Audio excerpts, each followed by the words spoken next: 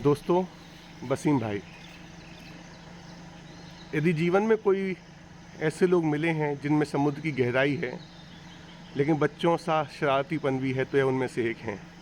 मेरे बहुत ही अजीज़ दोस्त, इंदौर की एक संस्था है आस, जो गरीब बच्चों के साथ सड़क पर जो लोग अनाथ बच्चे घूमते हैं, भीख मांगते हैं, उनके उत्थान के लिए, सामाजिक चेतना का विकास करने के लिए और लोगों की मदद करने के लिए बहुत तरीके के प्रोग्राम चलाते हैं।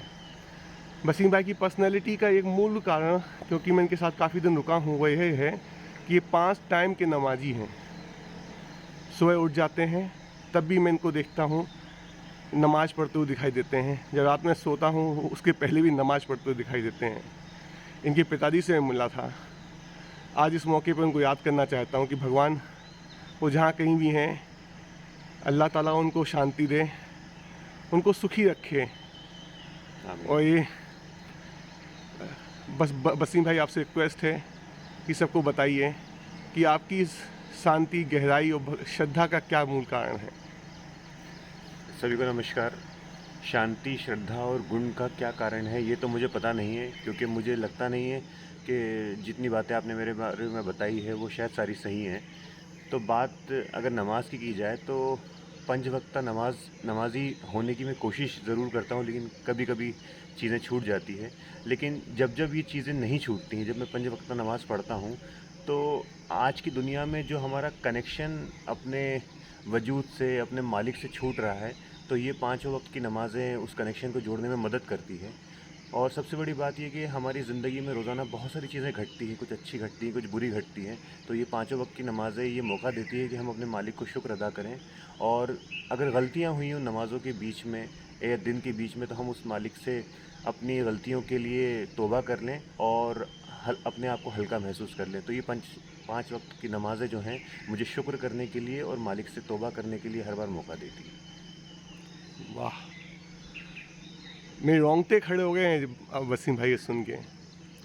मतलब बस हमको इतना पता हो कि हम तो, हमारे दरवाजे खोले हुए हैं, बाहर धूल की आंधी चल रही है, तो हर 2-4 घंटे में धूल तो जमेगी ना। यदि हम उसको 2 दिन बाद, 10 दिन बाद निकालेंगे, फिर निकालने में मुश्किल होती है। आपका शायद ये कहने का मतलब जो मुझे समझ में आया कि हर 2-3 घंटे में सॉरी बोलना है, अपने अंदर झांकना है कि 2 नमाज़ों के बीच में हमने जो गलतियाँ की हों उसको अल्लाह ताला आपको समर्पित है, आप उसका ख्याल रखिए, हमें बल दीजिए कि ये दोबारा हम पे ना हो। जी। और शुक्राना कितना बढ़िया इमोशन है, मतलब एहसास अकेला आपको प्रफुल्लित कर देता है। मतलब यदि आप हर 3 घंटे में किसी एक चीज़ को ढूंढ सकते हैं जिसके लिए आप शुक्रगुजार हैं।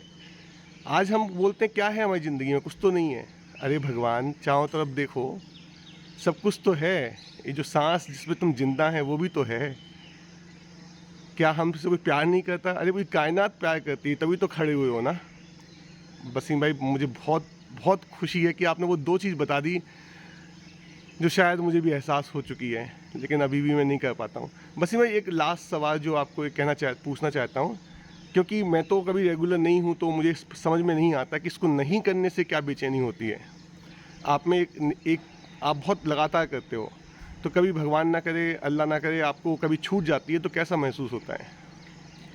जब छूट जाती है तो ऐसा लगता है कि बहुत बड़ा ख़जाना मैंने खो दिया। क्यों वो ख़जाना की बात इसलिए कर रहा हूँ कि अगर आपके पास में कोई वेंटिलेशन नहीं है जिसमें आप अपने गुनाहों से किसी मालिक के साथ में तौबा कर पाएँ, तो आप अपने आप को खाली नहीं कर सकते एक भार से। तो वो भार से खाली करना मैं चूक जाता हूँ अगर नमाज़ें नहीं पढ़ता हूँ तो।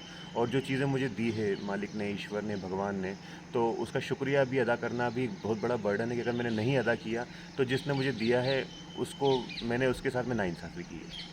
वाह, तेरा तुझको अर्पण, क्या बात है वसीम भाई। मतलब ये जो आपने बोल दिया, ये फिर वही मैं बोलता हूँ कि आपकी सहजता है, कितनी बड़ी बड़ी बातें इतनी आसानी से कह जाते हो।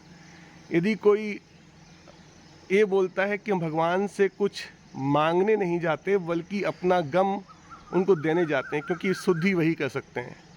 आज हम भगवान से कुछ मांगने जाते हैं। अरे मांगना है तो इंसानों से मांगो, मांगना है तो अपनी खुद के चारों तरफ लोग हैं उनको प्यार करके उनसे मांगो। मांगने के लिए तो समाज है, मांगने के लिए तो संसार है, उनके साथ मांगो। लेकिन जो आपने गुनाह किए हैं, जो हमने गलतियां की हैं, उसकी ना समझ इंसानों के पास है, ना उसकी अकल इंसानों के पास है, ना वो इंसान उसको साफ़ कर सकते हैं। वो तो सिर्फ अल्लाह ताला, भगवान कृष्णा, उन्हीं को समर्पित करना पड़ेगा। बहुत बहुत धन्यवाद वसीम भाई, बहुत बहुत धन्यवाद, धन्यवाद। शुक्रिया।